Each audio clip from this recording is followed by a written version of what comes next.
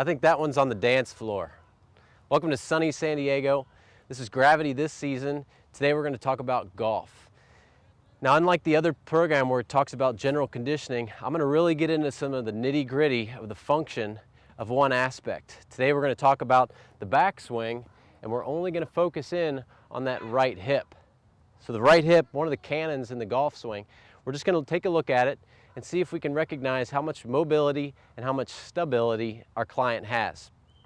So in the backswing in golf, really kind of identifying the three planes of motion. If you can identify the three planes of motion at the hip, then you can take those three planes and create the exercise. So kind of the exercise is the test is the exercise. So when you go through the golf swing, right-handed golfer, in the backswing, if you take a look at the right hip, what happens is in order to load the butt in all three planes, we're going to go through what you see as femoral internal rotation. So relative to the pelvis, the femur is internally rotating. That lengthens the butt in the transverse plane. So that's kind of where we're going to look first, is that transverse plane. You see that external rotation, my butt goes out, I get a good load here. Now the other thing that happens is I'm going to bend forward. So as I come forward, a little bit of trunk flexion, that lengthens the glutes in the sagittal plane. So we've got our transverse plane, internal rotation. We've got our sagittal plane, a little bit of extension. And then the biggie, another biggie, is when you go through that swing, that backswing, and you can see that I'm adducted. When you're adducted at the right hip, your abductors are lengthened and fired. So the reason we do all this is to load in all three planes. We load in all three planes to explode in all three planes. So if you can really maximize the efficiency and take advantage of these big honkers back here, then I'm certain it's going to increase the at least the distance of your swing. Okay, in golf, big thing to know is your feet are in a fixed position. Now this is a good thing. So we have to figure out what is driving the motion. And what's driving it is this sucker right here, an external driver, the golf club. So the feet being in a fixed position, that's good because I can create a lot of torque even if I have those shoes on that grip you into the turf, then you're able to create a lot of torque throughout the body. But today we're focusing on the right hip of going through that swing. Now, with the feet in a fixed position, what we call this is we call it a top-down driver. Everything's reacting to the way I swing the club. So if I bring it back here, that's loading everything in the hip to go through that explosive motion. So we're going to ID those three planes of motion. What I call it is I basically simulate the action, and then I stimulate the sport. So I stimulate the muscles. So what would I do to kind of take a look at the athlete, the golfer, in all three planes of motion? I would choose a sport, or I'm sorry, an exercise like a lunge. Now you've got a lot of options with the lunge. As you know, you can go into a forward lunge, a reverse lunge, or even a lateral lunge. For today, I'm going to choose the backward lunge or forward lunge, whichever, facing this direction, so that I can talk to the camera. Now what we want to do is we want to put that leg in the same position as it is during a backswing, which means we need to load it in the transverse plane, we need to load it in the frontal plane, we need to load it in the sagittal plane. So the way I'm going to do that, and I'm going to keep my club handy, is kind of a crutch, because I don't have my balance today, it is a Monday, is I'm going to put myself into a lunge position. Now if you look here, what I can do is pre-position in flexion, so I know I'm going to get some stimulation in that sagittal plane. The way I can stimulate the femur-pelvis relationship in the transverse plane is to, again, just like the golf swing, use a top-down driver. Today I'm going to use the club. We're going to build up and use the medicine ball. For a brand new client, you may have them just use their hands. That's plenty of load. The weight of the arms, the weight of the trunk moving in space, all to load the right butt.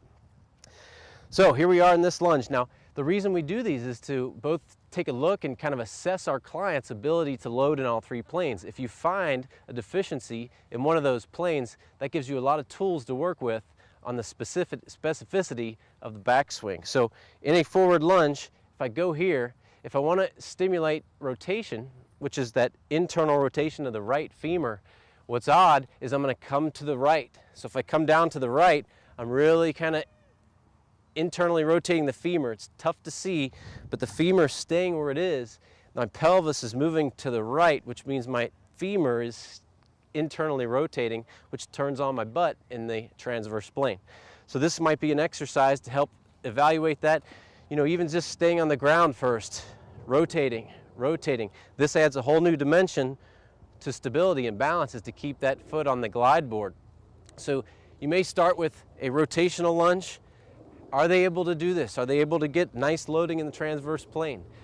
For flexion, for going into the sagittal plane, maybe you use the arm drivers and you just come out here, nice easy forward lunge or backward lunge, depending on who taught you. And then in the frontal plane, to drive our hip into adduction, which is going to fire up the abductors, I might do an overhead left lateral reach. So if I come over here, you can see I get a nice lengthening of the right hip, which really stimulates, turns on all the proprioceptors, just like they would in a golf swing. And that's it. So you've got frontal plane, you've got transverse plane, and you've got sagittal plane. You can apply that with the medicine ball, you can apply it with just the hands, and you have to start with success. So you might have to position a chair in front of the GTS for them to hold on to, or you can even hold on to their hands. Another thing we can do is we can look at adding bottom-up drivers. Now this gets more into, when we look at that functional exercise continuum, if we have the actual sport golf here, and we have something like an isolated training device down here, we want to stay towards this end. So we're going to creep back down here with a little bit of abduction, just to strengthen and condition the hips, the soft tissues, the osseous structures. Everything's going to be stimulated into a pure frontal plane movement. We call that tweaking in. We're going to do that, and then we're going to tweak it back out by coming back to the backswing and seeing if we can get a little bit more mobility. So you really have to find that balance of mobility and stability in that right hip. So for example, with hip abduction, this is a very popular exercise with your female clientele, and I'll just demonstrate, just in case you haven't seen it in a while, is typically you'll take your pulleys, drop them down to that first position, and you're going to see my left hip here, but you can see that if I'm in this position, I'm going to get pure abduction of the hips. So this is just an idea to help strengthen. If you find that your client has a deficiency in that plane of motion, then you can use all types of exercises really to kind of take advantage of the body, take advantage of the GTS, and strengthen. Even if you're working your squats, you can go into changing your foot position to take advantage of the frontal plane, the sagittal plane, or even the transverse plane with some plyometric skiing. So we've got another tool here. You can see I've got the plyo rebounder out. This is a real handy tool to have. If you don't have one, then the trainer is going to be the rebounder. And what I mean by that is you've got your, well, Brian gave me the big 6-pounder. He wants me to get a workout today. Let me get my breath on. And what you're going to do is start, you want to, again, take advantage of that rotational aspect. And you're just taking a two-legged trunk rotation, real fundamental exercise. And I can be throwing this right to my trainer rather than my client, or rather than the rebounder. Then you grow, you build on this. So if you're going to go into more stability, maybe you put your client in a single leg balance. We call this single leg balance right. So they can toe touch, and once they get real good, they'll do this same movement with no toe touch. I'll see what I can do here. So if I'm coming through this, then I'm getting a real nice external or internal rotation, again, which translates to power in the right butt. You can see this 40-pound ball that Brian gave me is throwing me off. But you can see I'm really loading and exploding. Loading, exploding. Loading, exploding. Loading, exploding. That's good stuff. Now if you want to get real tricky, you can do this same thing with the frontal plane. Now I can do things like I can use the GTS. I can go into a kneeling position, which I'm going to go again with the left hip so you see this. Bring my pulley up, and it's all I'm thinking is frontal plane now. Frontal plane, hip, I need to stimulate adduction. So if I anchor in, get into a kneeling position here, and even just doing something this may look a little like the Pilates moves, but if I can lean into this and really rotate out, not rotate, but just drive through the frontal plane, then I'm getting a lot of lengthening up the obliques and you could drive that pelvis towards the squat stand to really take advantage of this and get a lot of stimulation for that left hip, which we're looking at right hip today, so we apologize for that, just to drive that motion. So we have frontal plane.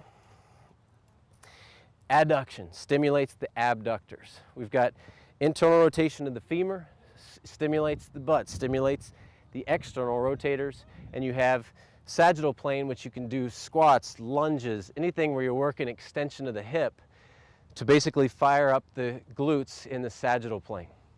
I really hope this type of training helps you deliver specificity to your clients, and we'll continue with this. Next time we may look at the left hip, we may look at the right shoulder, but today's course is really on the right hip, focusing on the 3 planes of motions, identifying what type of mobility your client has, are they able to do those motions, and then how much strength do they have to be able to load and explode through that range of motion. So again, we're here enjoying the sunny weather in San Diego. Thanks for watching Gravity This Season Golf, the right hip in 3D.